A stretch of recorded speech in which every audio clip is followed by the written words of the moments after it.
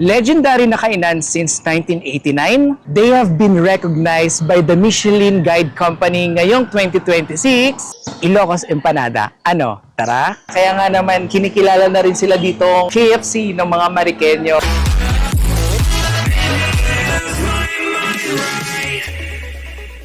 Good morning po mga Cried Out and welcome po sa ating YouTube channel. Nandito tayo ngayon sa shoe capital ng Pilipinas, ang Marikina. At nasa likod natin ngayon ay ang 200-year-old na tahanan ni Don Laureano Guevara, founder ng shoe industry dito sa Marikina. Kilala rin siya bilang si Kapitan Moy. Kasabay ng pagbisita natin dito sa Marikina mga Cried Out, nagsiselebrate sila ng ika-396th founding anniversary nila, cited by Jesus de la Peña noong 1630. Could you imagine kung gaano nakatagal ang Marikina at patuloy silang nag-i-innovate ng kanilang technology and at the same time yung kanilang pagkain ay patuloy na ini-improve pero mini-maintain nila yung historical vision and mission ng pagkain nila. So ngayon, pupuntahan natin yung unang food trip natin dito sa may Marikina.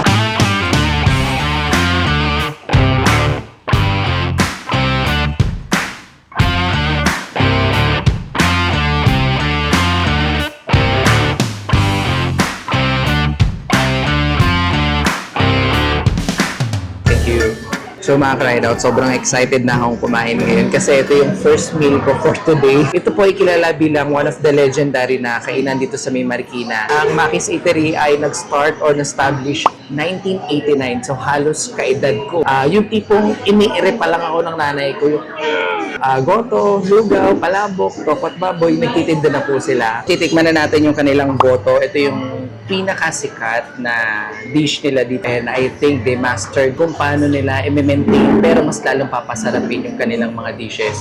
Meron siyang laman, onion spring, may atsuete, hindi siya ganun kalapot. Hindi siya maalat. Malinam na. Yung mga top merienda foods na kinakain ko kasi goto, tokot baboy, palabok, sopas, at saka spaghetti. Kasi before, malapit kami sa palengke, kailangan ko munang matulog ng tanghaling tapat. Then pagkagising ko, si mama at si papa, bibigyan ako ng pambili ng goto or lugaw. Naalala ko pa ang isang mangkok ng goto nun ay 10 piso lang. May luya rin to, pero small bits lang ng luya. Tapos may garlic, mas lalong lumilinamnam dahil dun sa karne niya. Ang tender ng karne niya, hindi siya yung mahirap nguyain. Alam mo yung typical na lugaw na hinahanap mo? Ito, wala siyang masyadong arte. Yung typical na panlasang Pinoy, dito mo makikita sa lugaw, dito sa may Maki's. Grabe ang sarap. Promise, walang halong biro to. And then yung rice na ginamit sa kanya, hindi siya sobrang lagkit. And then may pagkabuhaghag yung mga kanin, kaya mas ma-distinguish mo yung rice na kinakain mo, yung meat na kinakain mo, bawang na nakakagat mo. Very distinct ng lasa niya. And at the same time, yung onion spring, it gives aroma, something special na bukas maglulugaw ako ulit, merienda maglulugaw ako ulit. Ganon yung atake ng lugaw dito. Solve ka na, isang ganito. Alam niyo, ito yung lagi kong pinapares eh. Yung tokwa at saka yung baboy tapos yung lugaw. Kasi imagine mo yung alat ng lugaw, binabalansin ng asim ng suka ng tokwa at baboy. So dito sa may tokwa at baboy, meron silang onion, tapos yung toyo and suka. And titingnan mo dito yung crispiness ng baboy. Ito yung balat ng baboy. Malutong, tignan nyo.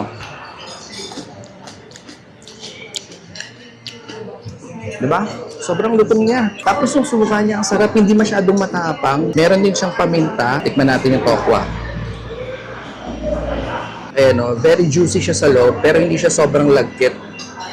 Ayan. Tapos hindi siya ma-oil. Ganito. Ayan. Sa lugaw nga pala mga Cried Out, hindi ako fan na nilalagyan ko siya ng patis, ng paminta, or ng kalamansi. Kasi gusto ko matikpan yung lugaw itself. So ito, nilagyan natin ng tokwa at baboy. Masarap. Mas lalong sumarap kasi mas natitikman mo yung sibuyas na matamis. Tapos very crunchy pa rin yung balat ng baboy. Alam mo mga Cried Out, sa totoo lang, yung isang mangkok na ganito, sobrang bitin na bitin sa akin. Kaya kung umubo siguro baka mga 6 or 7 ganito. Ganun ko kapaborito ang goto, ang lugaw. Actually, ito lang dapat yung orderin ko. Tapos nakita ko meron silang palabok. Yung palabok nila, ang hinahanap ko kasi ay yung bihon style noodles or yung mga maliliit na hibla. Eh, nandito meron sila. Kaya titikman din natin. Pagdating sa palabok nila, unang napansin ko yung itlog, yung chicharon, pork, yung onion springs. Ito yung curious ako dito eh. Parang feeling ko pampaanghang siguro, pampalasa. Titikman ko nga muna to. Para siyang repolyo, pero hindi siya maanghang. Ito yung paborito kong klase ng palabok, yung bihon style. Ito po yung bihon, yung maninipis. Pero kumakain din naman ako ng mga parang malabon style na noodles. Pero pag ito yung kinakain ko, kaya kong umubos ulit ng 7 platong ganito. Kasi ito talaga yung parang andali niyang lunukin. Nalalasahan ko kagad yung onion spring, yung chicharon. Tapos yung sauce niya, yung hindi siya sobrang malasa. Pero pagka nasa bibig mo siya, parang bigla siyang nagiging washing machine na sa sobrang sarap nagko-combine lahat ng mga herbs and spices niya sa loob. Alam mo, madaya kasi nabibitin ako sa bawat serving nila. Kaya mapapa-order ka naman mapapa-order dito. Sarap, grabe.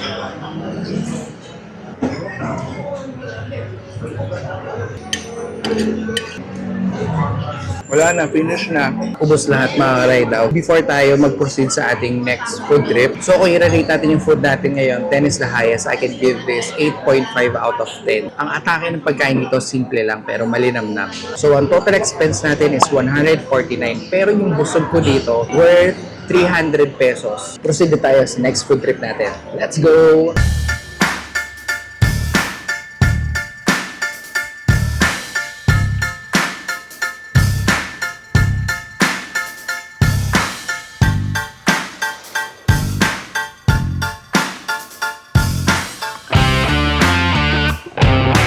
Nag-order tayo ng bihon con lechon, tapos ng bola-bola. Ang init niya.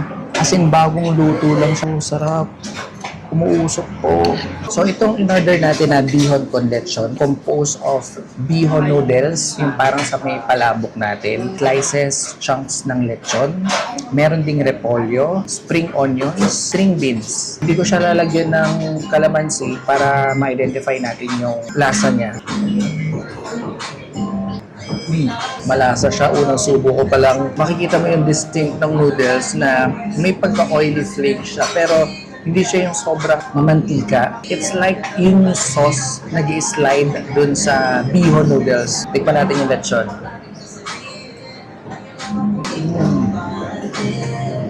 Napaka-tender nung lechon. Hindi siya makunat.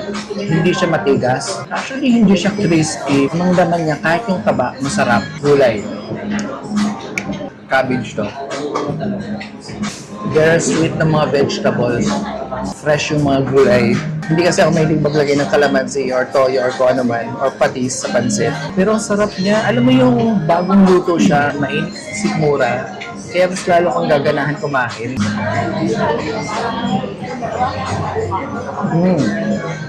Na-recognize sila ng Michelin Guide, isang prestigious international company. Sila yung nagre-recognize sa mga dining establishments sa iba't ibang panig ng mundo. Ibig sabihin, kapag pumasa ka sa excellency pagdating sa sarap ng pagkain, pag pumasa ka sa excellency sa service pagdating sa pagkain, nire-recognize ka nila. Kaya it's an honor, hindi lang po sa kanila, kundi sa buong bansa natin sa Pilipinas na ma-recognize yung ganitong klase ng kainan. So sa sabaw niya, meron siyang carrots, meron siyang onions, celery to, malapot siya, pero hindi sobrang tapang yung sabaw. Hindi sobrang asin. Pag ninuya mo na yung sibuyas, tsaka yung carrots, yung additional flavor ng sweetness dun sa sabaw. One of the best sellers din nila itong bola-bola. Lambot. Crunchy siya sa labas, pero pagdating sa loob, very tender. May mga spices na nilagay sa loob ng meat. Unti-unting lumalabas habang inukuya mo. Alam mo ito, magugustuhan to ni Mama at ni Papa kasi mahilig sila sa pansit talaga eh. Tapos sinasabihan nila ng kape. Pag nag-order kayo ng meatballs, merong 10 meatballs na pwedeng i-serve sa inyo.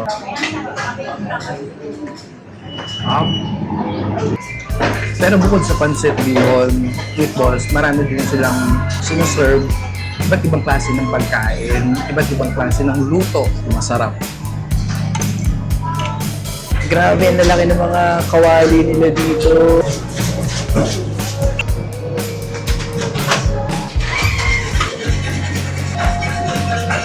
So yung lahat ng mga masasarap na lasa na natitikman natin sa hapagkainan natin, pwedeng dito sa loob ng Helen's Pansiteria or sa mga tahanan natin. Nandito lahat nangyayari ng mga magical moments, yung mga masasarap na mga hinahain sa atin. Kaya saludo ako sa mga crowd out natin na nandito na patuloy na naghahanda at nagbibigay ng oras, pagod, inspirasyon nila para makapag-serve lang sa atin. Grabe yun! Galing! Kuya, gano'n na kayo katagal dito po? 20 years. Grabe, 20 years na si Kuya. Anong pangalan ni Kuya? Marlon po. Kaya si Kuya Marlon. Pero grabe, saludo kay Kuya Marlon. Salamat sa mga masasarap na pagkain talaga. Sa lahat sa kanila dito, sobrang ang hirap ng ginagawa nila. Pero inspiration yung nagiging sandata nila para makapagluto lagi na masarap. Napansin ko, after ng luto nila, linis, tapos luto ulit. So talagang dire-diretso yung trabaho dito. And salamat na bigyan tayo ng pagkakataon na masaksihan kung paano nila gawin lahat dito.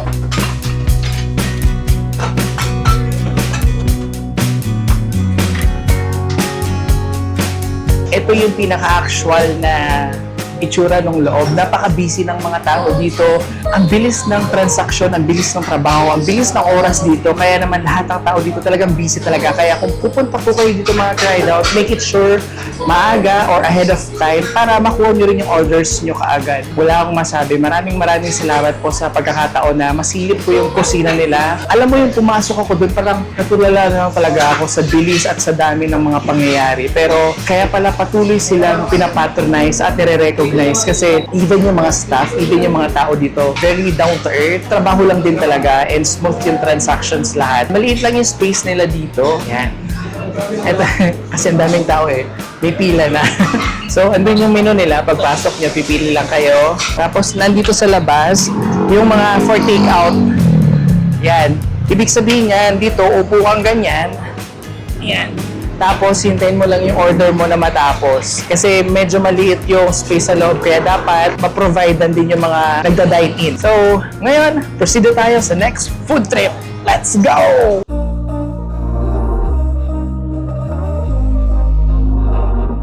We were sparks on quiet streets, two hearts finding where to meet. But life pulled us apart, left me talking to the dark. If I called you tonight, would it feel the same? Or have we both moved on to different... So mga ka-ride out, sa pag-proceed natin sa next food trip natin, mga 3 kilometers pa. Okay lang yung 3 kilometers para matagtag tayo. Medyo marami ang kinain natin. Natutuwa lang ako kasi may mga nakikita pa akong mga sapatero. Ayun, gumagawa sila ng mga sapatos. Galing, no? Tapos hanggang ngayon may mga nagtitinda pa rin ng mga sapatos dito. Existing pa rin. Kasi di ba tayo parang lately, pagka naghahanap tayo ng sapatos, madalas yan sa mall na kaagad, online na kaagad. Pero dito pa rin yung mga leather na mga paggawaan ng mga tsinelas tsaka sapatos sa Marikina. Continuous pa rin yung hanap buhay nila despite ng mga changes na nangyayari sa atin. Ang sarap maglakad dito kasi kahit medyo maaraw, mainit, mahangin pa rin. Sabi nga nila, di ba, sa Marikina, recognize din siya bilang provincianize. Ibig sabihin, simoy pa rin ng probinsya dahil may mga puno dito, may mga bundok. Kumbaga, yung mga tao is namumuhay pa rin ng simple na parang nasa probinsya. At the same time, urbanize siya kasi ina-adapt niya pa rin yung changes sa technology, pinagsama yung probinsya at urban. Pati mga sintas. Hello po. Sintas. Sinturon. Hello po. Hello po. Isang Ilocos empanada. Isang Ilocos mami rin.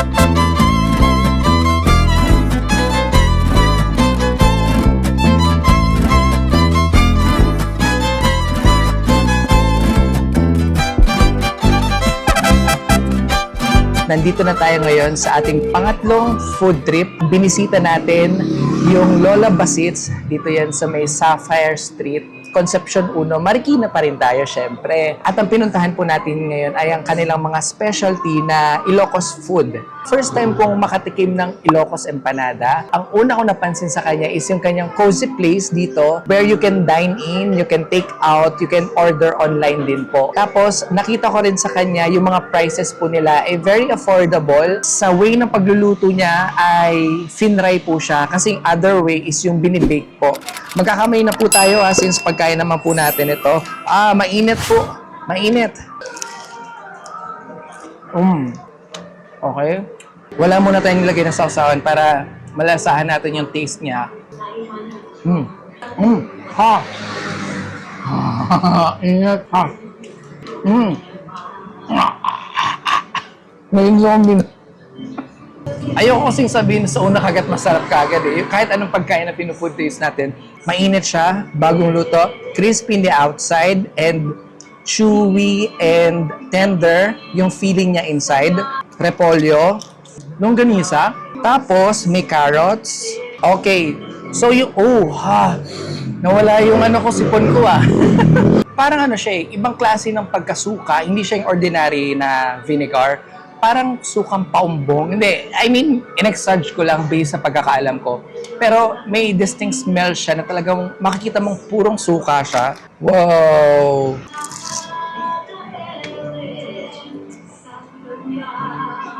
Ang dami niya naman.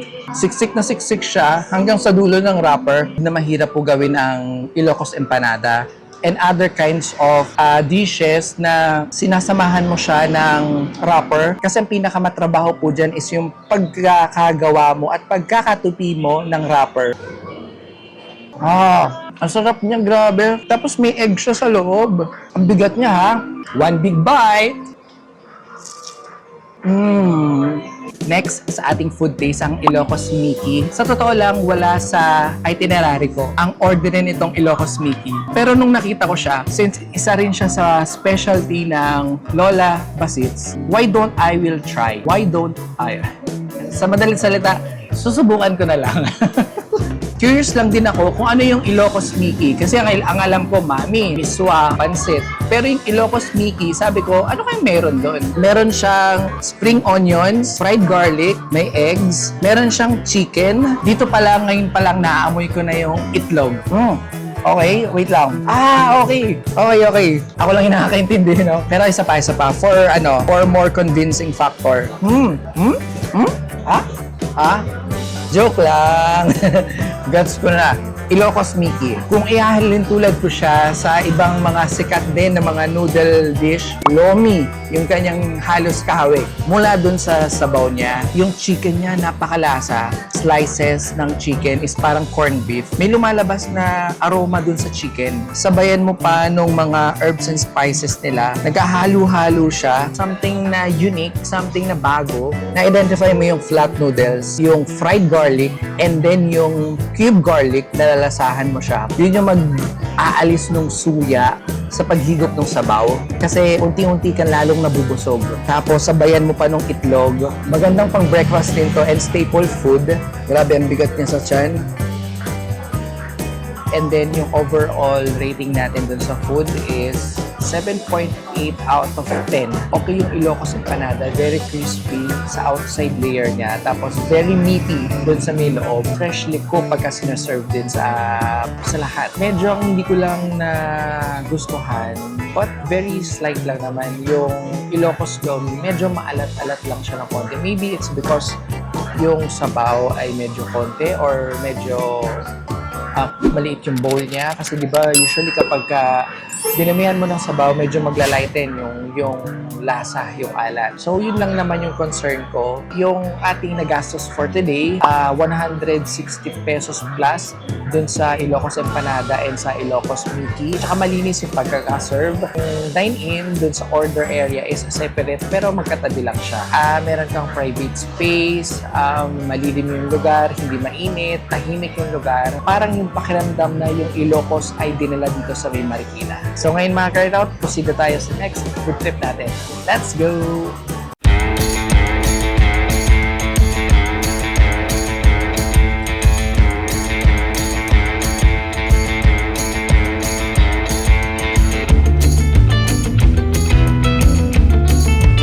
And there you go mga ka-ride out. Nandito na tayo ngayon sa ating final food trip for today sa may Aton's Fried Chicken. Dito yan sa may V. Santos Street sa may Marikina. At ito yung tinagurian nila Kanto Style Fried Chicken. Kanto Style kasi very affordable, masarap ang lasa, magandang serbisyo rin. Kaya binabalik-balikan. Ito yung sinasabi nilang crispy-licious, juicy-licious. Ay wait lang, parang commercial na yun eh.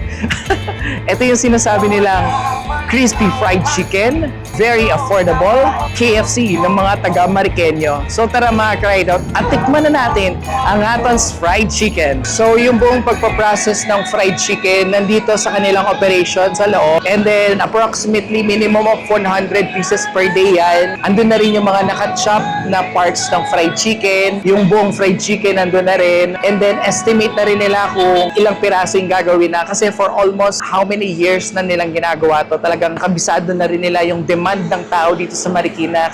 May anong name niyo po? Alam po, Isama ko yun sa vlog ah. alam po. Alam po, Rodsel. Pa? Rodsel. Rodsel? Sa isang araw po yung mga nakakailang pirasong buong manok po yung napiprito. Depende po kung walang sinaan. Mas lalo na kapag halimbawa niyan, Christmas or holiday, marami talaga. Dito, ginagawa yung mga pagpiprito sa mga fried chickens. And then sabi ni Kuya Rochelle na 15 minutes piniprito yung mga manok tapos sinasalang na para mabenta rin kaagad. Sa sobrang tagal na rin itong Aton's, subok na nila yung pagluto ng fried chicken, alam na nila kung paano yung gagawin, alam na rin nila kung ilan yung piniprito nila everyday. Dito, ramdam na ramdam mo yung init ng kawali talaga. Yan, so ito yung mga harina na ginagamit yan, para maprito yung fried chicken. Yan. Kaluluto lang nito, as in kaka-fried lang nito ngayon. Grabe, sobrang init. Tapos, meron pa silang iba't ibang klase ng gravy. Tapos, meron din sila yung may suka. Tikman natin siya na walang halong sauce ngayon. Sobrang init. Hinamay ko na po mga ka-ride out kasi para mas malinam na mga ating pag-food taste. Pero grabe, sobrang init. Okay. Yung white meat niya, tender and juicy. Malinam na at malasa yung white meat niya. Hindi siya buhaghag sa loob. Mainit lang talaga. Kasi bagong luto. Tingnan mo kung gaano ka golden brown yung pagkakaprito sa kanya. Alam mo naman tayo mga Pinoy, di ba? Napakahilig natin sa fried chicken. Wow! Grabe oh. Humihiwalay yung laman sa buto pagka unang kagat mo. Isa yung napansin ko dito, hindi siya ma-oil. Grabe. Alam mo yung fried chicken nila dito? Kaya pala sinabing parang KFC, very affordable siya. For 300 pesos, makakabili ka na ng isang buong fried chicken. For half is 150. Tapos may mga certain parts ka na pwedeng bilhin na gusto mo. Nasa kalsada ako ngayon, tapos tumitingin lahat ng tao sa akin kasi kumakain ako ng fried chicken sa tabi ng kalye. Wala masarap eh. So subukan natin lagyan ng suka yung fried chicken.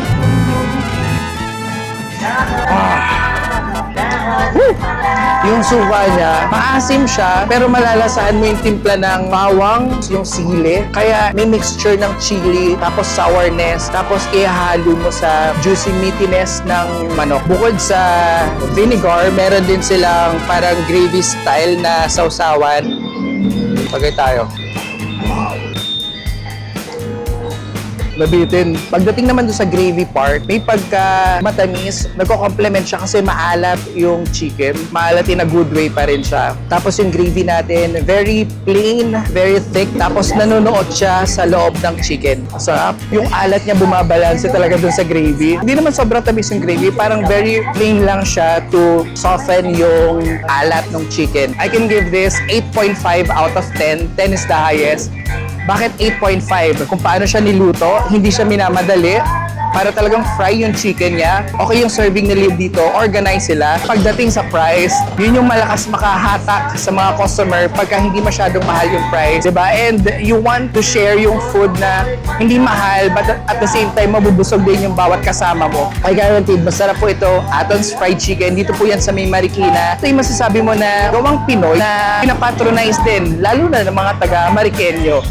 At dito po nagtatapos ang ating food trip dito sa may Marikina. I hope hope nakapag-share po ako sa inyo ng mga magagandang bagay na pwede nyo ring puntahan dito sa May Marikina. Lalo na yung mga hidden gems, ika nga, ng mga Marikenyo na alam mong sinauna pa lang nandito na, and until now, patuloy pa rin sila na nag-i-innovate ng kanilang mga pagkain. And kung meron po kayong mga alam na bagong kainan, mga pinipilahan na kainan, and yung mga kakaibang kainan, please comment down below mga Cried Out. Kaya don't forget to like, share, and subscribe na rin po. Maraming salamat po mga Cried Out. Hanggang sa susunod ulit. Power! Peace out! Wap up!